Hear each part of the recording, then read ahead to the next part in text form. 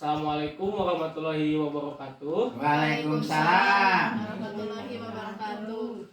Perkenalkan, nama saya Kevin Septia Pradiansyah, mahasiswa dari Stikes Muhammadiyah Ciamis, kelas 1C 1 Keperawatan. Nah, di sini saya akan menjelaskan tentang stunting, penyebabnya dan cara pencegahannya. Mohon maaf ya Bu, ini saya bagikan dulu. Stunting teh apa? Belum Pak, nanti saya jelaskan. Ibu.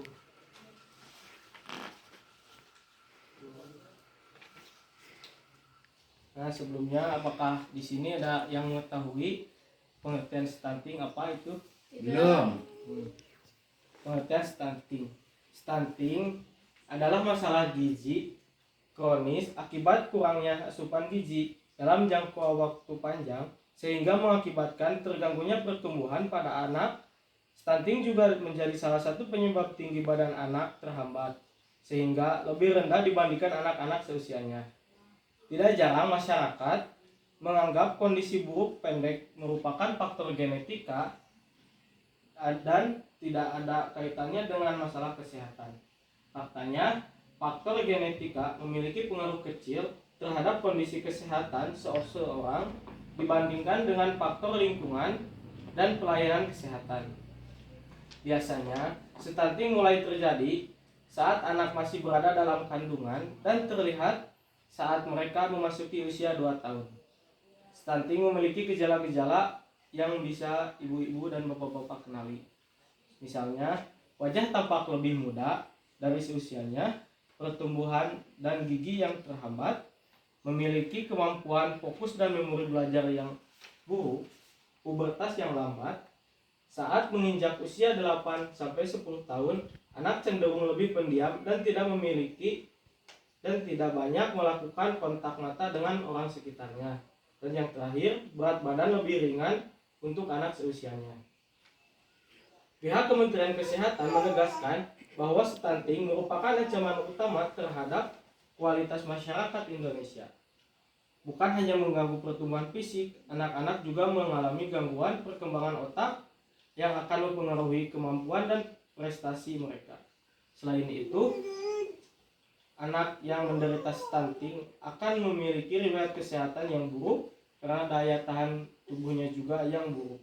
Stunting juga menurun ke generasi berikutnya jika tidak dilakukan atau ditangani dengan serius. Nah, apakah dari pengertian stunting apa yang ingin ditanyakan, Bu? Ada. Stunting itu termasuk gizi buruk ya.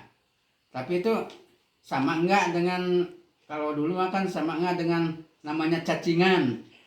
Bisa dibilang begitu Pak, karena cacingan juga akibat dari gizi buruk yang tidak terpenuhi nutrisinya atau mineralnya dan juga vitamin yang kurang untuk anak. Begitu Pak. Itu terjadi apa masih bisa di dalam kandungan sebelum proses itu? Oh, bisa terjadi di dalam kandungan karena ibu yang sedang hamil harus lebih banyak meminum vitamin, makan makanan yang bergizi supaya anaknya bisa menyerap nutrisi yang cukup dari makanan apa yang dimakan oleh ibunya. Nah, gitu. Ini saya akan menjelaskan penyebab stunting. Berikut beberapa penyebab stunting. Yang pertama, kurang gizi dalam waktu lama. Tanpa disadari, penyebab stunting pada dasarnya sudah bisa terjadi sejak anak berada di dalam kandungan. Sebab, sejak di dalam kandungan, anak bisa jadi mengalami masalah kurang gizi. Penyebabnya adalah karena ibu tidak memiliki akses terhadap makanan sehat dan bergizi, seperti makanan yang berprotein tinggi, sehingga menyebabkan buah hatinya turut kekurangan nutrisi. Selain itu, rendahnya asupan vitamin dan mineral yang dikonsumsi ibu juga bisa ikut mempengaruhi kondisi malnutrisi janin. Kekurangan gizi sejak dalam kandungan inilah yang juga bisa menjadi penyebab terbesarnya terjadi stunting. Yang kedua, pola asuh tidak kurang efektif. Pola asuh yang kurang efektif juga menjadi salah satu penyebabnya stunting pada anak. Pola asuh ini berkaitan dengan perilaku dan praktek pemberian makanan kepada anak. Bila orang tua tidak memberikan asupan gizi yang baik, maka anak bisa mengalami stunting. Selain itu, faktor ibu pada masa remaja kehamilannya, kurang nutrisi, serta masa laktasi yang kurang baik juga dapat mempengaruhi pertumbuhan pada anak. Yang ketiga, pola makan. Rendahnya akses terhadap makanan dengan nilai gizi tinggi serta menu makanan yang tidak seimbang dapat mempengaruhi pertumbuhan anak, meningkatkan risiko stunting.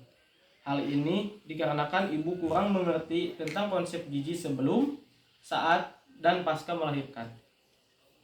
Yang selanjutnya, gangguan mental dan hipertensi pada ibu. Nah, pola asuh yang kurang efektif juga menjadi salah satu penyebab stunting pada anak.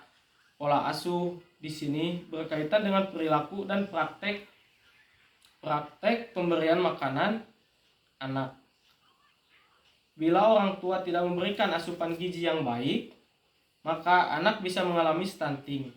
Selain itu, faktor ibu yang masa remaja dan kehamilannya kurang nutrisi, masa laktasi yang kurang baik juga dapat mempengaruhi pertumbuhan otak anak. Yang keenam, sakit infeksi yang berulang. Sakit infeksi yang berulang pada anak disebabkan oleh sistem imunitas tubuh yang tidak bekerja secara maksimal. Imunitas tubuh anak tidak berfungsi baik, maka risiko terkena berbagai jenis gangguan kesehatan termasuk stunting menjadi lebih tinggi. Karena stunting adalah penyakit yang rentan menyerang anak, ada baiknya Anda selalu memastikan imunitas buah hati terjaga sehingga terhindar dari infeksi. Dan yang terakhir yaitu faktor sanitasi. Sanitasi yang buruk serta keterbatasan akses pada air bersih akan mempertinggi risiko stunting pada anak. Bila anak tumbuh di lingkungan dengan sanitasi dan kondisi air yang tidak layak, hal ini dapat mempengaruhi pertumbuhannya. Rendahnya akses terhadap pelayanan kesehatan juga merupakan salah satu faktor penyebab stunting. Nah, dari beberapa penyebab stunting, apakah ada yang ingin ditanyakan? Enggak, sudah cukup. Nah, selanjutnya yaitu langkah-langkah pencegahan stunting. Nah, yang pertama, pahami konsep gizi. Pastikan ibu-ibu mendapatkan asupan gizi yang cukup setiap hari, terlebih saat masa kehamilan.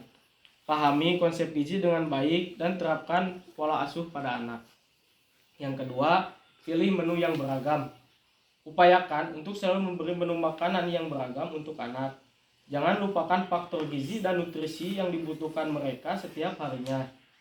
Saat masa kehamilan dan setelahnya, ibu perlu mendapatkan gizi yang baik dan seimbang agar dapat menghindari masalah stunting. Yang ketiga, pemeriksaan rutin. Selama masa kehamilan, ibu perlu melakukan check up atau pemeriksaan rutin untuk memastikan berat badan sesuai dengan usia kehamilan. Ibu hamil juga tidak boleh mengalami anemia atau kekurangan darah karena akan mempengaruhi janin dalam kandungan. Kontrol tekanan darah ini bisa dilakukan saat check up rutin. Yang keempat, pentingnya ASI. Air susu ibu mengandung banyak gizi yang dapat menunjang pertumbuhan anak. Dalam ASI terdapat zat yang membangun sistem imun anak sehingga menjauhkan mereka dari masalah kesehatan, dan salah satunya adalah stunting. Dan yang kelima, konsumsi asam folat. Asam folat sangat penting untuk mendukung perkembangan otak dan sumsum tulang belakang bayi. Zat ini juga mengurangi risiko gangguan kesehatan kehamilan hingga 72%.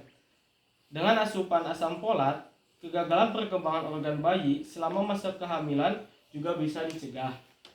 Yang keenam, tingkatkan kebersihan. Salah sakit infeksi yang berulang pada anak disebabkan oleh sistem imunitas tubuh yang tidak bekerja secara maksimal. Saat imunitas anak tidak berfungsi baik, maka risiko terkena berbagai jenis gangguan kesehatan termasuk stunting menjadi lebih tinggi. Karena stunting adalah penyakit yang menyerang anak, ada baiknya ibu-ibu dan bapak-bapak selalu memastikan imunitas buah hatinya agar terhindar dari infeksi. Dan yang terakhir yaitu faktor sanitasi. Faktor sanitasi dengan akses air bersih menjadi salah satu fokus yang bisa ibu-ibu dan bapak-bapak lakukan untuk mencegah stunting pada anak. Jagalah kebersihan dan lingkungan kecil agar tidak ada bakteri, jamur, kuman, ataupun virus yang lainnya yang mengontaminasi tubuh Anda dan si buah hati. Ibu-ibu dan bapak-bapak juga disarankan selalu memperhatikan kebersihan tubuh maupun tangan. Sebab apabila tangan kotor, bukan tidak mungkin kuman menjangkiti makanan yang masuk ke dalam tubuh sehingga menyebabkan masalah kurang gizi. Dalam waktu lama, masalah kurang gizi yang berkepanjangan tersebut dapat menyebabkan stunting. Nah, begitulah cara pencegahan, langkah-langkah pencegahan stunting. Ada yang ingin ditanyakan atau ibu dan bapak-bapak sudah ini paham? yang belum ngerti nih masalah artinya konsumsi asam folat. Nah, saya belum tahu nih asam folat apa. Nah, asam folat itu seperti asupan nutrisi lah, seperti vitamin atau bagaimana apalah. Saya juga belum terlalu paham itu asam folat. Namun asam folat di sini sudah dijelaskan dapat